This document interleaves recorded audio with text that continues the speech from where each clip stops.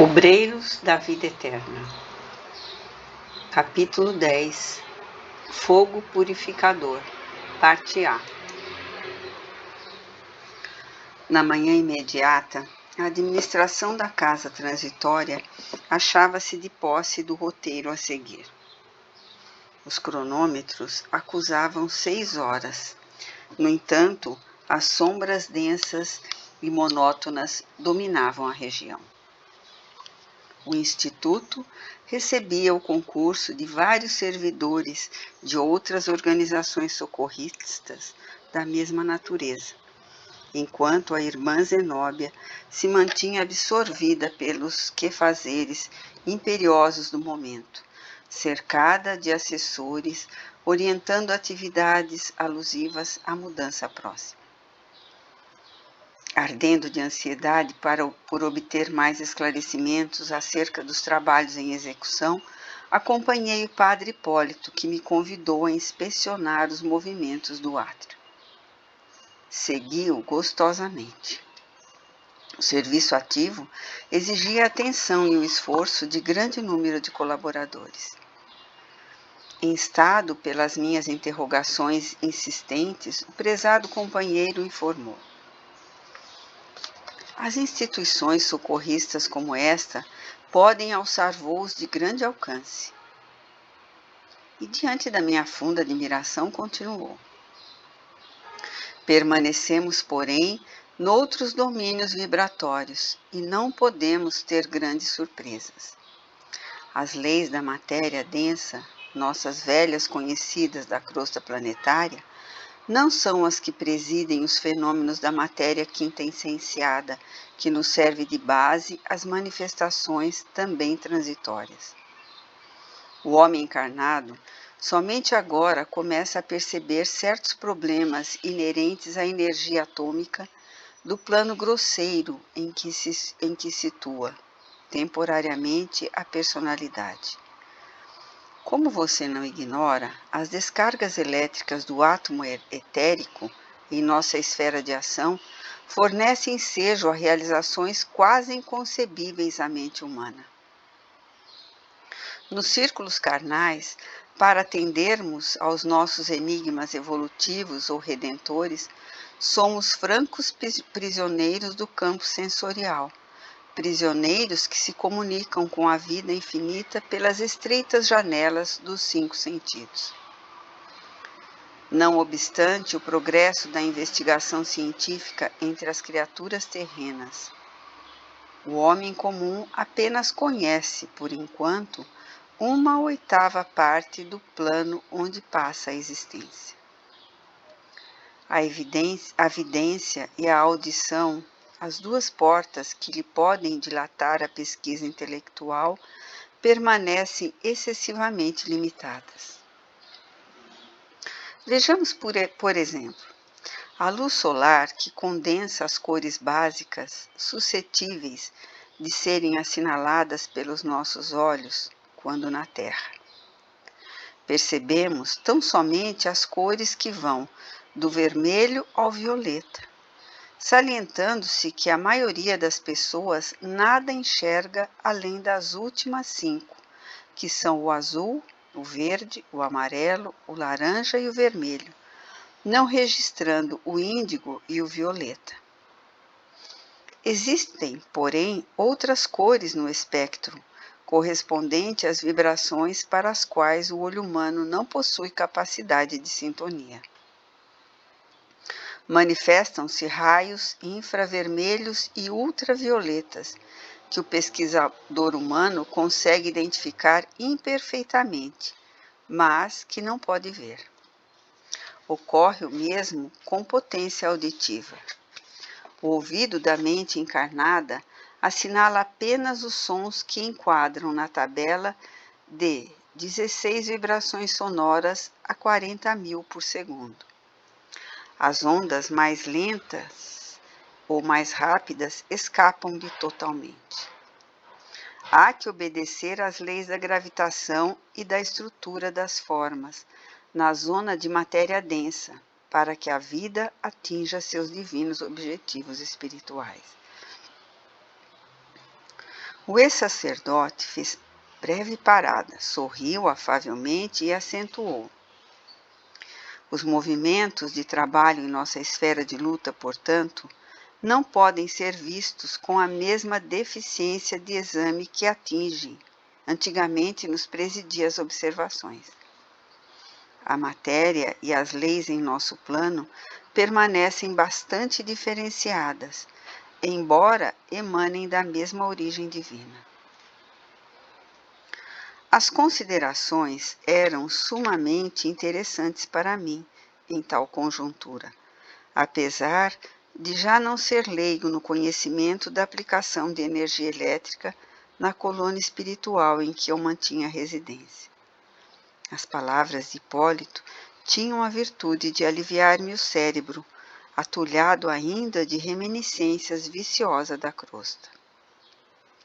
O estimado amigo, não obstante reconhecer a leveza da substância etérica em comparação com os fluidos grosseiros que constituem os corpos terrenos, chamou-me a atenção para o esforço hércules dos trabalhadores, que articulavam diversos serviços atinentes à próxima modificação.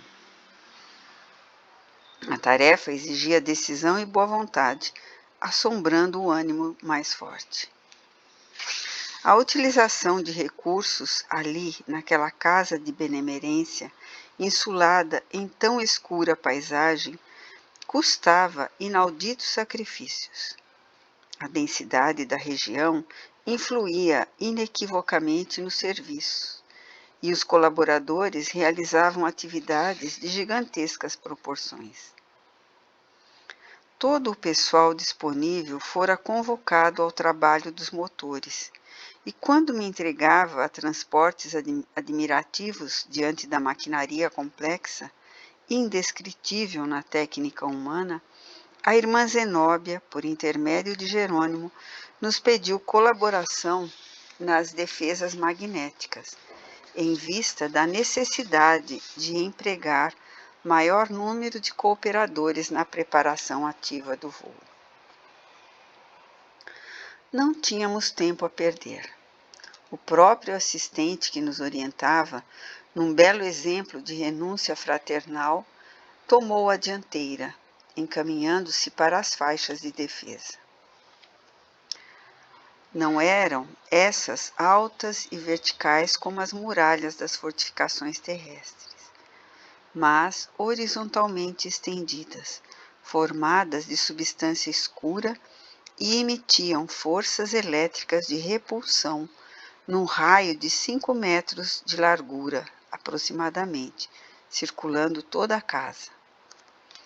Diversos focos de luz permaneciam acesos e em rápidos minutos, determinado responsável pela tarefa colocava-nos ao corrente do trabalho a executar.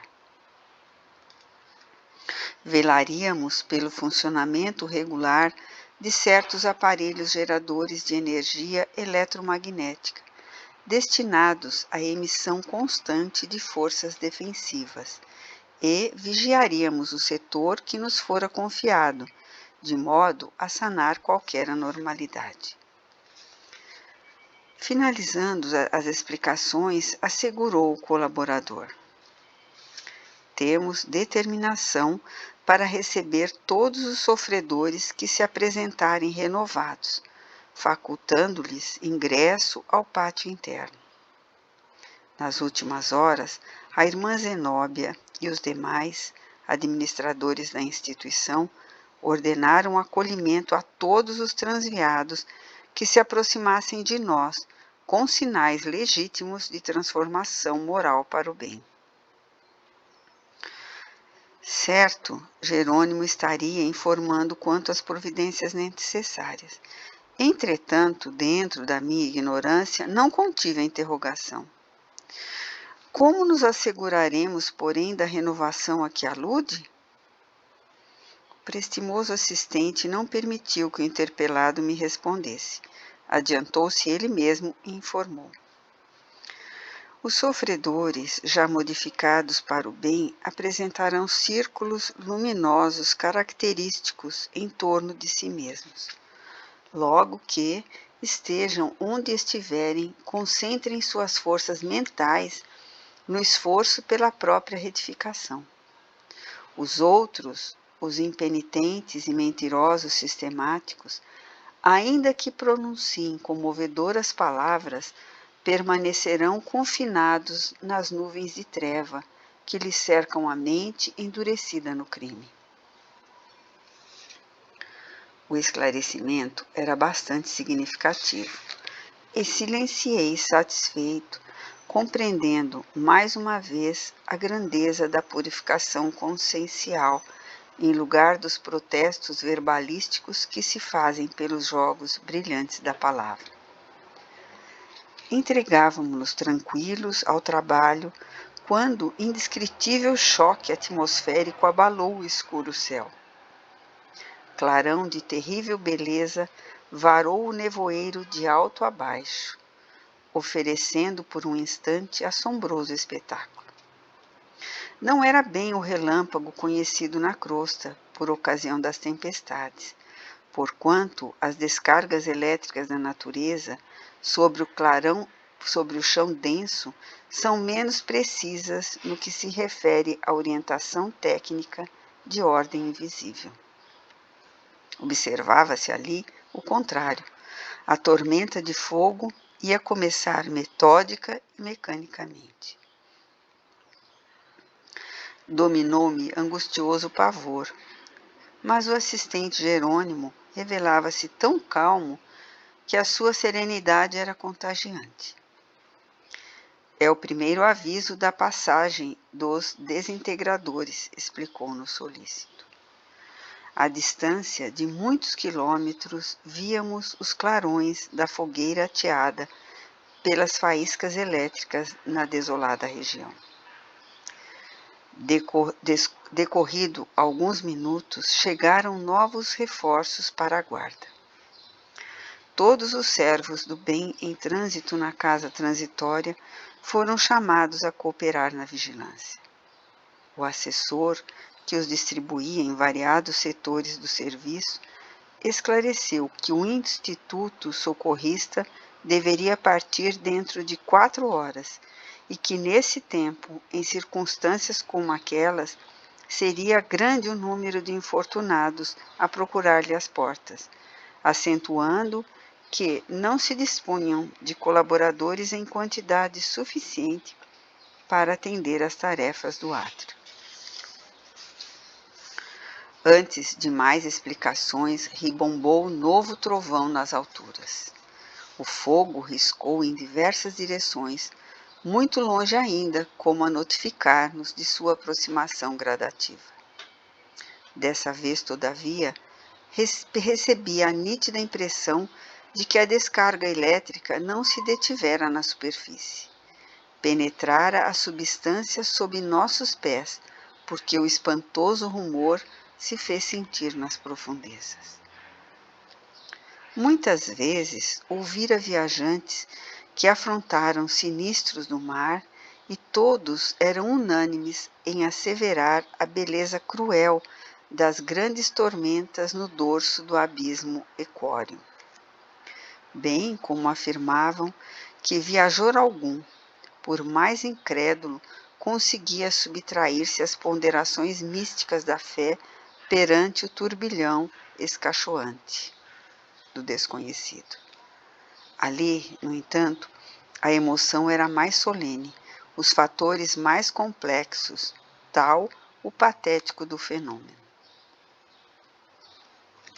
Buscando talvez tranquilizar-me, o assistente afiançou: o trabalho dos desintegradores etéricos, invisíveis para nós, tal a densidade ambiente, evita o aparecimento das tempestades magnéticas que surgem, sempre quando os resíduos inferiores da matéria mental se amontoam excessivamente no plano. Jerônimo, experiente e bondoso, tentava sossegar-me o coração.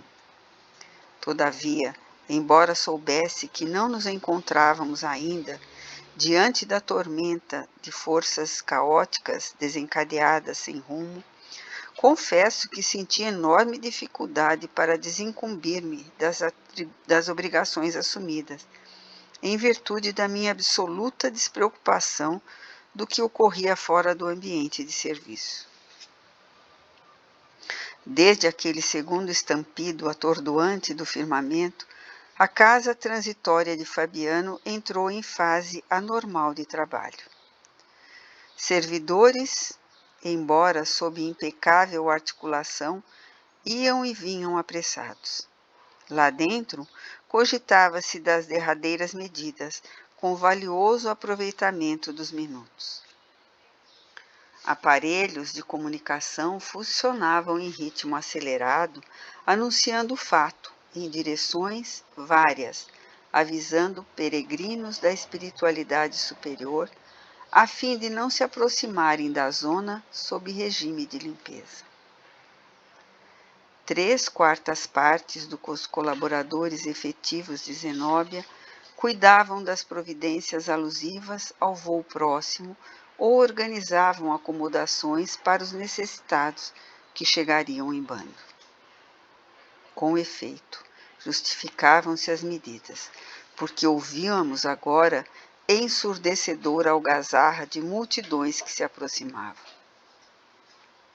Sucederam-se outros ribombos ameaçadores, despejando fogo na superfície e energias revolventes no interior do solo que pisávamos.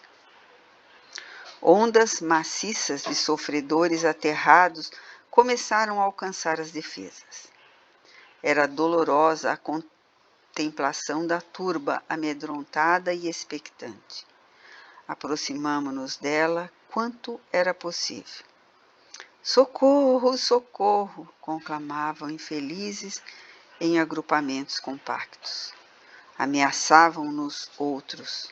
Fujam daqui! Atravessaremos a barreira de qualquer modo. O abrigo nos pertence. Vamos à força. E não se limitavam às palavras. Avançavam em massa sobre as faixas horizontais para recuarem espavoridos. Ajudai-nos por amor de Deus, suplicavam os menos atrevidos. Recolhei-nos por caridade, seremos perseguidos pelo fogo devorador. Entretanto, com maior ou menor intensidade, todos os sofredores exibiam escuros círculos de treva em torno de si. Um deles atingiu-nos o círculo de atividade e identifiquei-o. Não havia dúvida qualquer.